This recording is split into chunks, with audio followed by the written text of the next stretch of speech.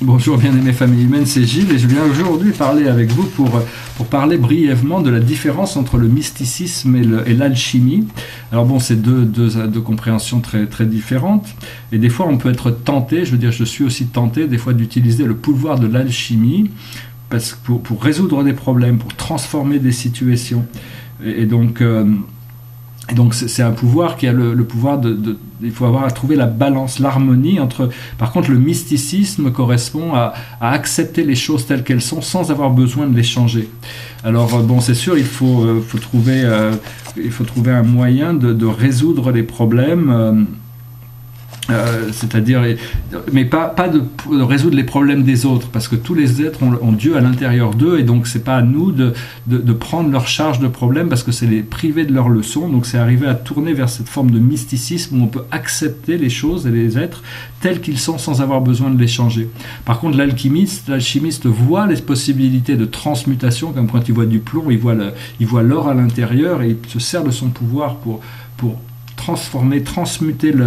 transmuter cette énergie dans une forme plus sublime, plus parfaite, alors que le mystique arrive à accepter le fait que les choses doivent passer par un cycle lent, et donc c'est vraiment afin d'accepter la perfection infinie des choses telles qu'elles sont sans avoir besoin de les changer.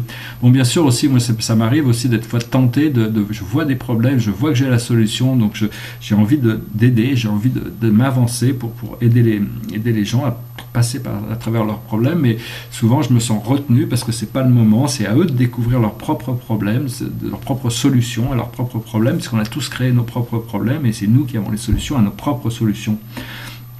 Donc c'est vraiment apprendre à ne pas transporter le fardeau des autres, tout en restant avoir de la compassion quand même, ne pas rester indifférent à la souffrance.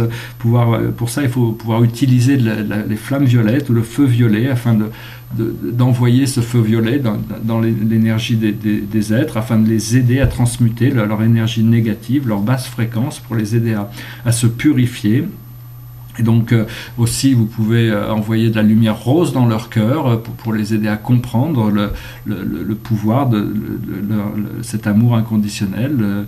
Il y a différentes manières d'aider, mais enfin la véritable sagesse, c'est vraiment de pouvoir réaliser cette connexion mystique, que tout est déjà parfait et que tout le monde est déjà parfait et qu'il n'y a pas besoin de résoudre aucun problème pour personne. Donc c'est vraiment trouver le point de balance entre la nécessité de servir les autres et d'avoir confiance au fait qu'ils vont trouver eux-mêmes leurs propres problèmes. Donc voilà, des fois je peux avoir tendance de voir plein de choses, et donc je me dis bon, il faut essayer d'aider, il faut faire les choses, mais bon, des fois je me dis bon, il faut pas trop en faire non plus, parce que sinon on crée des nouveaux karmas en enlevant les problèmes des gens. Et donc la volonté individuelle, c'est ce qu'on nous a donné, cette volonté individuelle, et c'est souverain, c'est sacré, Dieu vous a donné le choix de choisir ce que vous voulez. Suivant la loi d'évolution et la loi d'attraction magnétique, nos choix nous apporteront les réflexions qu'on a besoin. Donc voilà, c'est vraiment de trouver l'harmonie entre le service, la compassion, puis l'acceptation des choses, de pouvoir accepter les choses et les êtres tels qu'ils sont, sans avoir besoin de les changer, malgré le fait que des fois on pourrait voir qu'on pourrait les aider. Il faut arriver à trouver justement cette balance, cette harmonie entre notre pouvoir alchimiste qui nous permet de résoudre les problèmes, de monter les énergies, et notre pouvoir mystique qui nous permet d'accepter la réalité telle qu'elle est. Voilà, j'espère que ce message aura été intéressant pour vous. Je vous remercie de suivre mes vidéos, de souscrire, de les partager. Et je vous souhaite une excellente journée. Je vous dis à très bientôt. Namaste. Olawa and peace.